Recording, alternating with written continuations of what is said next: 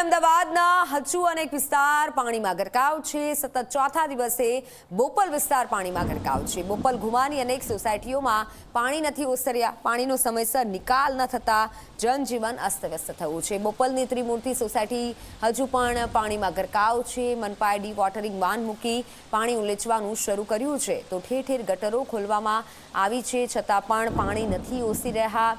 આ smart city posh વિસ્તારના દ્રશ્યો છે। બોપલ ઘુમામાં છેલ્લા 2-3 દિવસથી જે પાણી ભરાયેલા છે, રહીશો હજુ પણ આ પાણીમાં રહેવા મજબૂર બન્યા છે। દુકાનોમાં, ઘરોમાં પાણી ઘૂસી ગયા છે અને ડી વોટરિંગના પંપ તો મૂકવામાં આવ્યા છે, વાન મુકાઈ છે, પણ પાણી યથાવત છે। તો સ્માર્ટ સિટીમાં લોકો હવે ત્રાહિમામ પોકારી ઉઠ્યા છે। સતત ચોથા દિવસે આ હાલ છે। બોપલ વિસ્તારમાં જળબંબાકારની સ્થિતિ છે।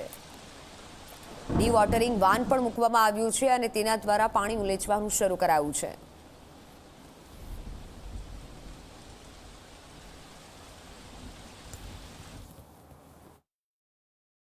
સતત ચોથા દિવસે પણ બોપલ હજી પણ પાણીમાં છે।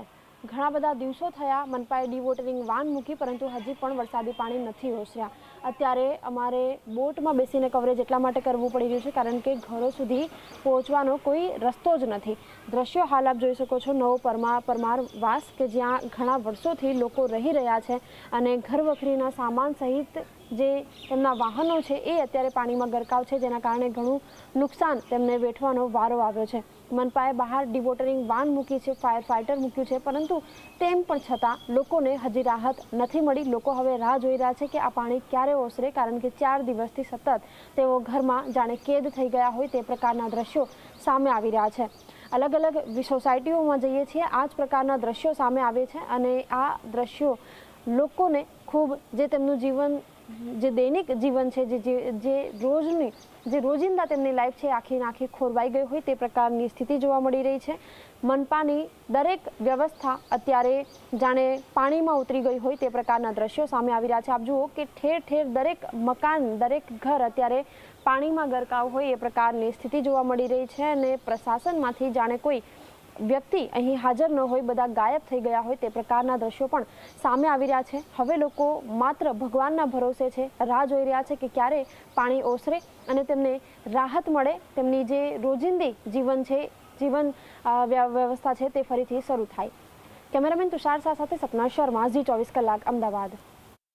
અમદાવાદનો પોશ વિસ્તાર હજુ પણ પાણીમાં છે। બોપલમાં બિનોરી પાર્કરેટ્સ રેસિડેન્સી નજીક વરસાદી પાણી 4 દિવસ બાદ પણ વરસાદી પાણી ભરાયેલા છે। રેલવે અંડરપાસમાં પણ પાણી ભરાયેલા છે। બોપલ ગામથી ડીપીએસ સ્કૂલ તરફ જવાનો રસ્તો બંધ। લોકો જીવના જોખમે રેલવે ટ્રેક ઓળંગવા મજબૂર બન્યા છે। આ દ્રશ્યો આપ જુઓ, લોકોના જીવ જોખમમાં મુકાયા છે અને જીવ જોખમમાં મૂકી લોકો આ રેલવે ટ્રેક ક્રોસ કરી રહ્યા છે।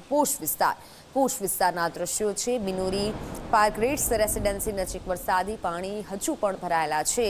વરસાદ તો થંભી ગયો છે, વરસાદ રોકાઈ ગયો છે, પણ ભરાયેલા પાણીના કારણે લોકો પરેશાન છે।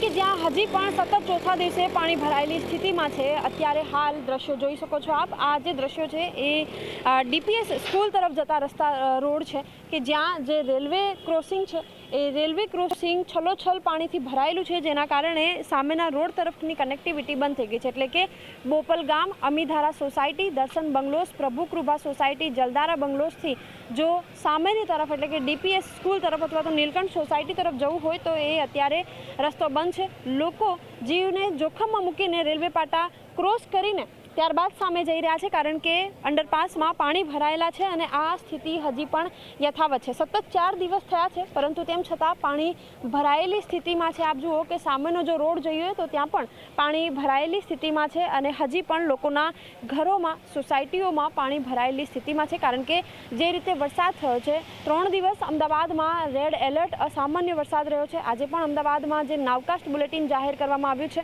એમાં ઓરેન્જ એલર્ટ એટલે કે ભારે વરસાદની આગાહી હવામાન વિભાગે વ્યક્ત કરી છે અને એ પ્રમાણેની સ્થિતિ અત્યારે શહેરમાં જોવા મળી રહી છે। કેમેરામેન તુષાર શાહ સાથે સપના શર્મા, ઝી24 કલાક।